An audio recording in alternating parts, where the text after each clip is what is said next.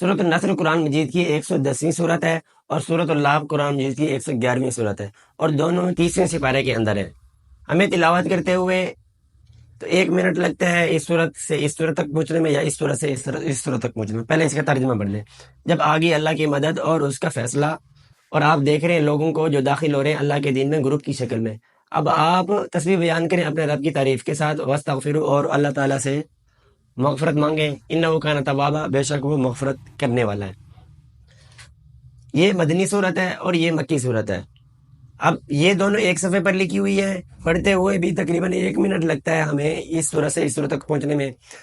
اب لیکن ان دونوں کے نازل ہونے میں تقریباً 16 سے 17 سال کا فرق ہے۔ یہ تو نازل ہوئی شروع میں، اس کی تفسیر ہم نے پہلے بتا دی ہے، پہلے ہم نے پڑھا دی ہے۔ یہ صورت اب نازل ہوئی تھی جب نبی کریم صلی اللہ علیہ وسلم کی عمر مبارک 43 یا 44 سال تھی، اور نبوت کا تیسرا یا چوتھا سال تھا۔ یہ صورت اب نازل ہوئی جب نبی کریم صلی اللہ علیہ وسلم کی عمر مبارک 60 سال یا 61 سال یا اس کے قریب تھی، اور نبوت کا 19واں 20واں یا 21واں سال تھا۔ یہ صورت اب نازل ہوئی جب نبی کریم صلی اللہ علیہ وسلم کے ساتھ مسلمان ہونے والے لوگوں کی تعداد 20 یا 21 تھی۔ یہ صورت اب نازل ہوئی جب نبی کریم صلی اللہ علیہ وسلم کے ساتھ مسلمان ہونے والوں کی تعداد لاکھوں میں تھی۔ یہ صورت اب نازل ہوئی جب نبی کریم صلی اللہ علیہ وسلم اور دوسرے مسلمان چھپ کر نمازیں پڑھتے تھے، اپنے دین کو چھپا کر رکھا ہوا تھا انہوں نے۔ یہ صورت اب نازل ہوئی جب مسلمان مکمل عروج پر تھے، اسلام عروج پر تھا۔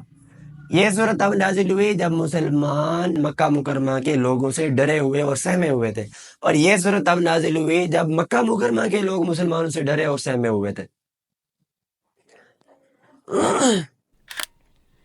یہ قرآن مجید کی مکمل نازل ہونے والی آخری صورت ہے۔ سب سے پہلے مکمل نازل ہونے والی صورت سورۃ فاتحہ ہے۔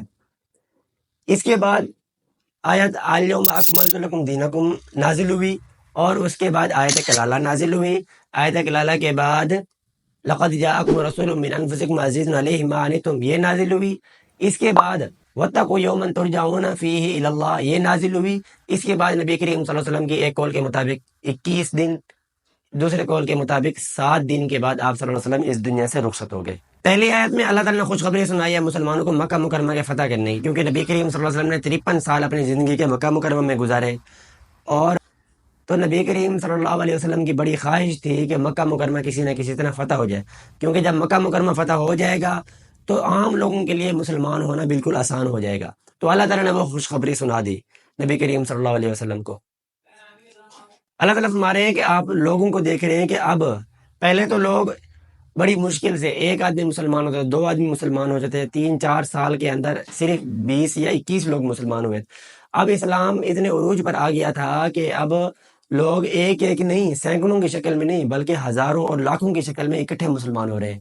یمن کے لوگ نبی کریم صلی اللہ علیہ وسلم کی خدمت میں گروپ کی شکل میں آ رہے تھے، ان کی تعداد 700 کے قریب تھی۔ وہ اکٹھے ہو کر آ رہے تھے نبی کریم صلی اللہ علیہ وسلم کی خدمت میں مسلمان ہونے کے لیے، اور وہ راستے میں کلمہ مبارک کے نعرے لگاتے ہوئے آ رہے تھے۔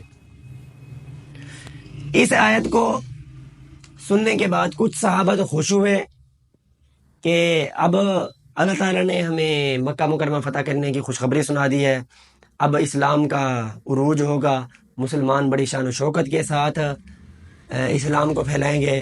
کچھ صحابہ پریشان بھی ہو گئے کہ اس میں کیونکہ نبی کریم صلی اللہ علیہ وسلم کا جو مشن تھا وہ مکمل ہو گیا ہے، تو اس کا مطلب یہی ہے کہ نبی کریم صلی اللہ علیہ وسلم اس دنیا سے جانے والے ہیں اور ہم یتیم ہونے والے ہیں۔ تو بالکل ایسا ہی ہوا کہ نبی کریم صلی اللہ علیہ وسلم اس صورت کے تقریباً 2 سال کے بعد اس دنیا سے رخصت ہو گئے۔